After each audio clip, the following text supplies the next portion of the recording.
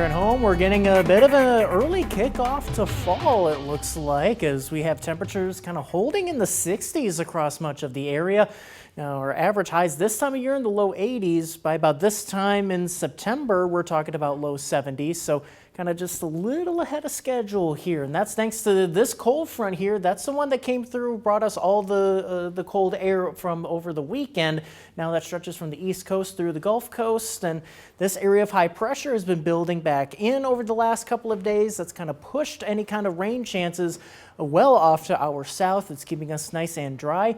Also keeping the sunshine around. Had some cloudy skies a little bit earlier on, but now getting into much more comfortable conditions here. Thanks to this trough here. This is a look at the upper levels of the atmosphere. So this is a trough kind of digging into the Great Lakes, into the eastern U.S.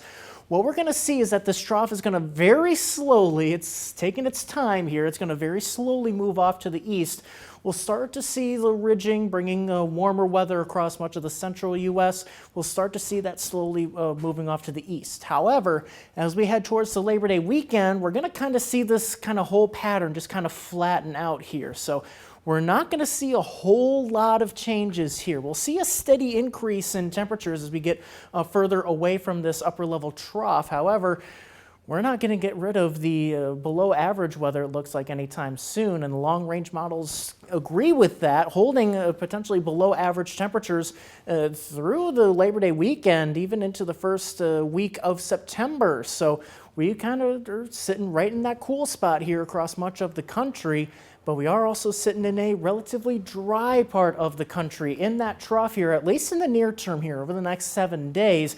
All looks like all the rainfall will be well off to our south. However, we're not going to escape the rain entirely, though. We do see some chances on the way, particularly Wednesday night into Thursday. As we'll look at Futurecast, it comes in with a cold front here that does bring some briefly cooler and drier air, but it also has some showers and thunderstorms potentially out ahead of it. So Thursday, we may have to watch out for a few scattered rain showers.